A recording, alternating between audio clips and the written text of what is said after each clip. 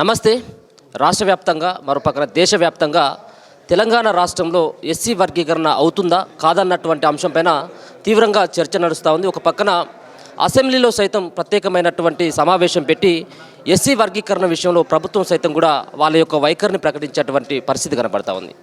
SC వర్గీకరణ అనగానే కేవలం మాదిగ సామాజిక వర్గాలే కనబడతా ఉన్నాయి. కానీ మిగతా ఉన్నటువంటి 57 కులాల పరిస్థితి ఏంటి?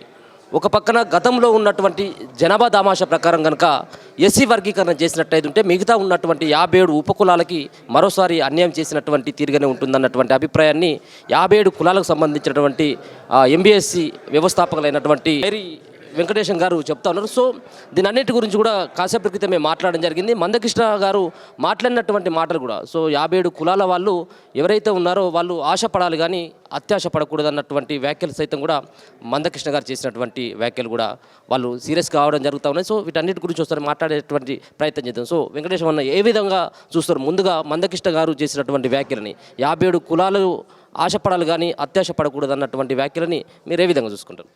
ఇక్కడ మాకు జరిగినటువంటి అన్యాయాన్ని మాత్రమే మేము చెప్పుకుంటున్నాం. మాకు జరిగినటువంటి నష్టాన్ని పూరించమని అడుగుతున్నాం. మేము అత్యాశ పడతలేము. సో కాబట్టి మాకు ఈ 78 ఏళ్ళుగా మేము నష్టపోయినాం. ఇలా మా దాంట్లో ఒక చెప్పుకోదగ్గటువంటి ఒక గ్రూప్ 1 స్థాయి అధికారి లేడు, ఒక ఐఏఎస్ లేడు, కలెక్టర్ లేడు, ఇంకొక ఎస్పీ లేడు. సో ఆ పరిస్థితి నుంచి ఇలా కోర్టు తీర్పు ఏదైతే ఇన్ని దేశవ్యాప్తంగా ఉన్నటువంటి 1152 కులాలలో వెనుకబడ్డ కులాలను గుర్తించి వాళ్ళని ఒక గ్రూప్ చేసి వాళ్ళకి అధిక శాతం రిజర్వేషన్లు ఇవ్వమన్నారు. అందులో భాగంగా మేము ఇలా వెనుకబడి అన్ని రకాలుగా నష్టపోయినాం కాబట్టి ఇలా మేము మా డిమాండ్ చేస్తూ ఉన్నాం. దాన్ని ప్రభుత్వాన్ని మేము అడుగుతూ ఉన్నాం. వారు కూడా ప్రభుత్వాన్ని అడుగుతున్నారు, మేము కూడా అడుగుతూ ఉన్నాం. ఇందులో మేము అత్యాశపడ్డది ఏడా అనేటువంటిది కృష్ణమాది అన్న గారు, ఎందుకంటే ఆయన సామాజిక ఉద్యమాలు చేసినటువంటి నాయకులు. ఆ రకంగా మేము వారిని అభిమానిస్తాం. కానీ వారు ఈ రకంగా మాట్లాడడం అనేటువంటిది మళ్ళీ మమ్మల్ని ఇంకా కింది స్థాయికి నెట్టేసే విధంగా, లేకపోతే మా దాంట్లో ఉన్నటువంటి ఒక ఇప్పుడిప్పుడే చిగురిస్తున్నటువంటి మా యొక్క ఆత్మస్థైర్యాన్ని కూడా దెబ్బతీసేటువంటి విధంగా ఆ మాటలు ఉన్నాయని చెప్పేసి కూడా మేము భావిస్తూ ఉన్నాం. ఇలా అన్ని ఉద్యమాలు చేసినటువంటి మీరు మాకు ఇంకా ఒక బుక్క ఎక్కువ దొరికే విధంగా మీరు పోరాటం చేస్తే ఇలా మాకు అండగా నిలిచినటువంటి మాకు అభిప్రాయం ఉండేది. కానీ గతంలో కూడా మీ 57 కులాలకు సంబంధించినటువంటి వ్యక్తులందరూ కూడా వివక్షకు గురైపోయినటువంటి పరిస్థితి. సో ఇప్పుడు సైతం కూడా గతంలో ఉన్నటువంటి 2014 లేకపోతే 2010లో ఉన్నటువంటి జనాభా దామాషా ప్రకారం కనుక ఇప్పుడు మళ్ళీ వర్గీకరణ జరిగినట్టయితే ఉంటే మళ్ళీ మీకు ఇబ్బంది అయ్యేటువంటి అవకాశమే ఉంటుందా?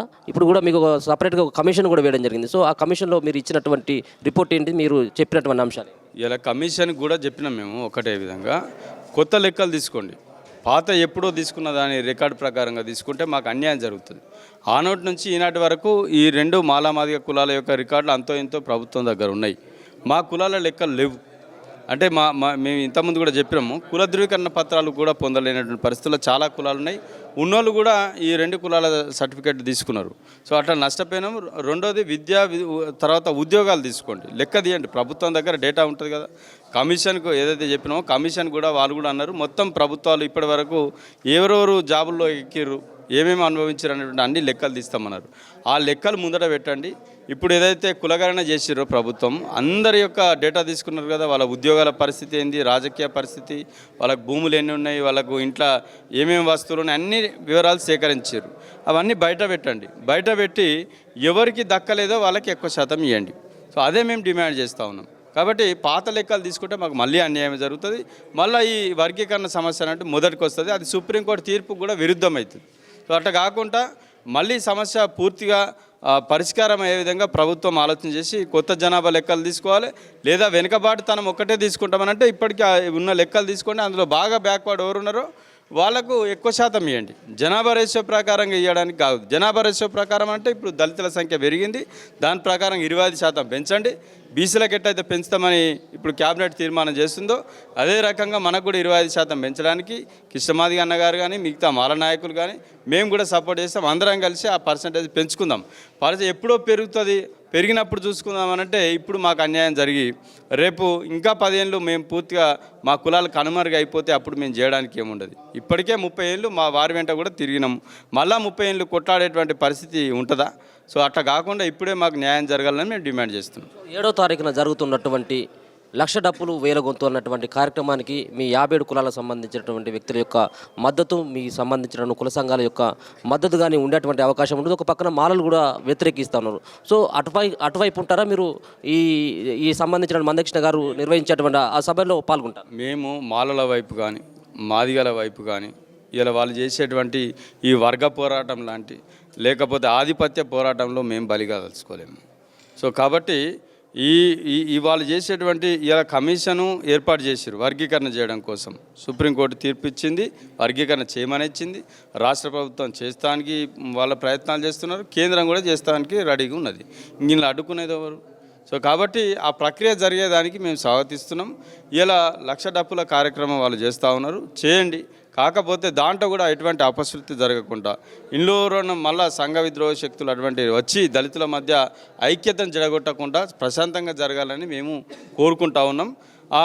ఆ ప్రక్రియ జరుగుతూనే మాకు అన్యాయం జరిగే విధంగా ఎవరు కూడా ఇలా మాదిగలు కావచ్చు, మాలలు కావచ్చు, వాళ్ళు ఆ రకంగా కాకుండా ఇలా ఆ 2 కులాల కింద ఉన్నటువంటి ఈ 57 కులాలకు న్యాయం జరిగే విధంగా మీ యొక్క సహకారం ఉండాలని చెప్పేసి కూడా మేము విజ్ఞప్తి చేస్తున్నాం. పాల్గొనట్లేదా మీ సంబంధించిన మీ సంఘాలకు కానీ, మీరు ఇప్పుడు అన్నటువంటి 57 కులాలకు కానీ, మీ ఉపకులాలకి మీరు ఏమైనా పిలుపునిచ్చేటువంటి అవకాశం, పాల్గొనాలని చెప్పేసి ఏమైనా పిలుపునిచ్చేటువంటి అవకాశం? స్పష్టత లేదు. మా వాటా ఎంత అనే దాని మీద వీళ్ళు చెప్తలేరు, వాళ్ళు చెప్తలేరు. సో రేపు వర్గీకరణ జరిగితే మా స్థానం ఏందనేటువంటిది ఇలా మాలలు చెప్తలేరు, మాదిగలు చెప్తలేరు. సో మాకు అటువంటి కార్యక్రమానికి ఇన్విటేషన్ కూడా లేదు.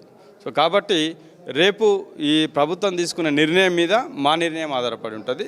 రేపు ప్రభుత్వం మాకు అన్యాయం చేస్తే మా పోరాటం మాకుంటుంది. రాష్ట్ర వ్యాప్తంగా ఉన్నటువంటి మీ 57 ఉపకులాలకు సంబంధించినటువంటి జనాభా శాతం మీరు ఎంత ఉందని చెప్పేసి అనుకుంటా ఉన్నారు? మీరు ఇప్పటికి సైతం కూడా సర్టిఫికెట్లు, కుల ఆదాయ ధృవీకరణ పత్రాలకు సైతం కూడా మీరు ఎక్కడిస్తారో తెలియనటువంటి పరిస్థితి. సో ఈ నేల కానించి ఎందుకు ఇంత వెనుకపడటానికి గురైందని చెప్పేసి అనుకోవచ్చు? ఇప్పటికీ మా కులాలను చైతన్యవంతం చేసే ప్రయత్నం చేస్తూ ఉన్నాం. మా లెక్కలు కూడా మా కులాల సంఘాల ద్వారా, మా కులాల సభ్యుల ద్వారా అందరూ కూడా మేము సేకరించినాం. దాదాపు 20 నుంచి 25 లక్షల జనాభా ఈ రాష్ట్రంలో ఉన్నది. కానీ ఇలా గత కేసీఆర్ ప్రభుత్వంలో చూసినటువంటి లెక్కల ప్రకారంగా 15 లక్షల జనాభా ఉన్నది. 2011 లెక్కల ప్రకారంగా 5 నుంచి 6 లక్షల జనాభా ఉన్నది. సో ఇక్కడ మాకు న్యాయం జరిగే విధంగా ప్రజెంట్ లెక్కలు అయితే మాకు న్యాయం జరిగే అవకాశం ఉంటుంది. ఈ పాత లెక్కలు మనం ఇలా కళ్ళ ముందట ఉన్నాయి కాబట్టి చెప్తున్నాం. ఇలా మేము 10 మంది ఉంటే ఆ 10 మందికి సంబంధించినటువంటి తిండి పెడితే 10 మందికి సరిపోతుంది. నువ్వు ఒక్కనే ఉండే నాకు ఒక్కనే ఉన్నాను గుర్తున్నారు, కానీ ఇంతమంది ఉన్నారు నాకు తెలియదని ఒక్కని తిండి తీసుకొచ్చి 10 మంది తినమంటే అది కాని పని. అది దానివల్ల ఎవరికి కడుపు నిండేటువంటి అవకాశం లేదు. కాబట్టి చేయాలనుకున్నటువంటి న్యాయం సంపూర్ణంగా చేయాలి. ఈ సగం సగం చేసి మళ్ళీ మాకు అన్యాయం చేయొద్దని చెప్పేసి మేము విజ్ఞప్తి చేస్తున్నాం, కోరుతున్నాం. చివరిగా రాష్ట్ర ప్రభుత్వానికి కానీ ముఖ్యమంత్రి గారు కానీ ఏం చెప్పదలుచుకున్నారు? ముఖ్యమంత్రి గారికి, అదేవిధంగా ప్రభుత్వంలో ఉన్నటువంటి మంత్రులకు, ప్రజాప్రతినిధులందరికీ కూడా విజ్ఞప్తి చేస్తూ ఉన్నాం. ఇన్ని సంవత్సరాలకు ఈ సమస్య కొలిక్కొచ్చేటువంటి పరిస్థితి వచ్చింది కాబట్టి ఇప్పుడు మీరు సామాజిక న్యాయం చేసే విధంగా మా కులాలను ముందు స్థాయికి తీసుకురావడానికి మీరు కృషి చేయండి. మాకు ఏదైతే మేము కోరుకుంటా ఉన్నామో, మా 7% అంటే 5% జనాభా ఉన్నాం కాబట్టి మాకు ఇంకో 2% ఎక్కువ ఇవ్వమని చెప్పేసి మేము అడుగుతా ఉన్నాం. ఆ విధంగా మాకు రిజర్వేషన్ పర్సంటేజ్ ఇవ్వాలా. అదేవిధంగా ఏదైతే వీళ్ళు ప్రభుత్వం హామీ ఇచ్చిందో మా కులాల అభివృద్ధి కోసం, ఏదైతే కుల ధృవీకరణ పత్రాలు తహసీల్దార్ ద్వారా ఇవ్వడానికి, అదేవిధంగా మా కులాలకు అందరికి కలిపి సపరేట్ కార్పొరేషన్ ఏర్పాటు చేయడం కోసం వాళ్ళు హామీ ఇచ్చున్నారు, మేనిఫెస్టోలో కూడా పెట్టున్నారు. కాబట్టి వాటిని వెంటనే అమలు చేయాలని చెప్పేసి మేము ప్రభుత్వానికి విజ్ఞప్తి చేస్తూ ఉన్నాం. రైట్.